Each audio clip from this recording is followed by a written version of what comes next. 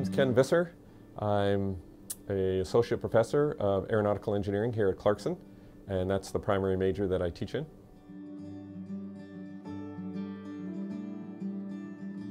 So if you're an aeronautical engineering major here at Clarkson, you will take all kinds of interesting classes focusing on aerodynamic performance, stability and control, propulsion, aerodynamics, and of course our Capstone design sequence, which is Aircraft Design 1 and Aircraft Design 2. So one of the really interesting aspects of our program is our Capstone Experience. We teach aircraft design as a two-course sequence. It goes the first semester and the second semester. The first semester is really trying to wrap everything together that you've learned, aerodynamics, stability and control, propulsion, aerodynamics, and how do you take this and turn it into something called aircraft design. And the second semester, it gets even more fun because then we go after a brand new problem every year that I give the class as a RFP. And then the class gets split into teams. It can be anywhere from 2 to 4 teams and 5 subgroups, anywhere from 2 to 3 persons on a subgroup. And they go through a 4-month design cycle where we essentially design an aircraft in 4 months. And I think one of the really interesting parts of it is just before spring break, we take a baseline CAD of the design and we build it on one of our 3D printers. So when the students come back here after break, they're holding in their hands literally something that's never been created before. And then we put them into the wind tunnel, and then the fun really starts. Okay, so aeronautical engineering is an interesting career major choice because it sounds specific, but it's really quite diverse. So for instance, you could be a propulsion engineer. You could be a structural engineer working on a new spacecraft design. You could be involved in aerodynamics, which of course people think about airplanes right away, but it also applies to ground vehicles, trains, cars, underwater vehicles such as submarines and things like that. And you can be a stability and control or guidance engineer where you're actually controlling how the object moves in 3D space over a different part of time. You can be in the aircraft industry, of course, small aircraft, big aircraft, but you can be in the automotive industry, you can be in the boat industry if you want. There's a lot of different things that involve those kind of disciplines, and yet all come back to aeronautical engineering. So yes, these jobs lead to high-paying careers, of course. It's one of the most sought-after things. You just take a look around you.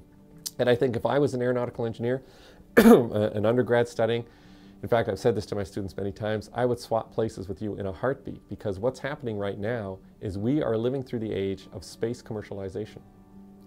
And that will change everything. It offers all kinds of job opportunities to students, and it's as exciting, probably more exciting, than when we had the Wright brothers.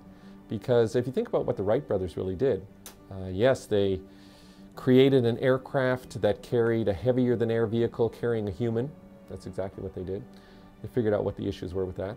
But they did a lot more. They demonstrated to the world that a couple of guys who run a bicycle repair shop in Dayton, Ohio can build an airplane.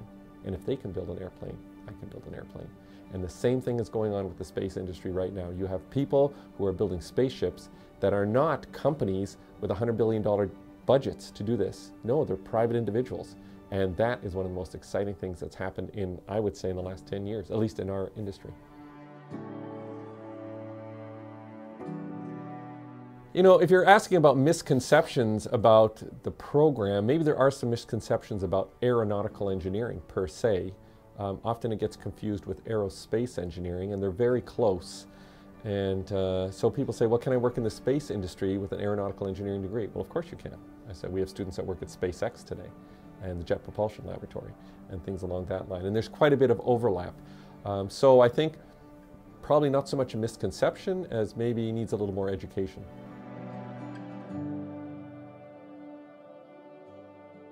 If you're a student in this program and you want to study abroad, absolutely you can. We have all kinds of different opportunities. I've had students that have studied in England for a year, in Germany for a year, all kinds of different programs. Sweden, we had somebody the other day. And so of course it requires working with your advisor, which is kind of really one of the neat things at Clarkson. Every student here gets an advisor as a professor. And if you take advantage of that, and you can craft a plan essentially that incorporates a study abroad program. we have a great aero program here, no question about it. But there's a lot of schools with a great aero program, right? And the key thing I tell parents all the time is it should be ABET accredited. And if it's not ABET accredited, well then you could come to Ken Visser's Cracker Jack U, right? So most good aero programs are all ABET accredited. So there's a lot of good schools. I think the really unique thing about coming to Clarkson for an aero degree is we're a small school. And you're going to meet your professor, and you can't hide. We know who you are. And so that, if you like that kind of thing, I think that's great. You know, when you go to a university, it's not just, our curriculum is great. It's top-notch. It meets all the standards. And if you love getting close to nature and hiking in the mountains, it's fantastic. And if you like doing hands-on work and getting involved in a speed team, joining our design, build, and fly team, we won the national we won the world championship 2 years ago. I think, you know, most of the professors here at Clarkson like to make themselves accessible to the students. Our doors are usually open. We have official office hour times, but we are mostly around the majority of the time. And I always tell my students, if you got an issue or something, come on by. My door's usually open. You're welcome to stop in and say hello. Send me an email, contact me. I would have to say that the majority of professors on here are very accessible because we encourage that kind of interaction with our students. Being an advisor to students encourages an interaction with your students. And I think the students can sense that, at least the ones who want to interact with us. So I'm an applied aerodynamicist, and that means I generally try and solve problems that have something to do with aerodynamics in some sort of applied way. We've done a lot of really neat programs in the past. You may have seen the flaps on the back of a semi-truck trailer. Well, those came out of our lab here. We do a lot of things with aircraft design, wing design, things along that. But our primary focus probably in the last little while has been on improvement of small wind turbines. We have a wind turbine test facility out at the airport, and our goal is really to improve the cost per unit energy on small wind.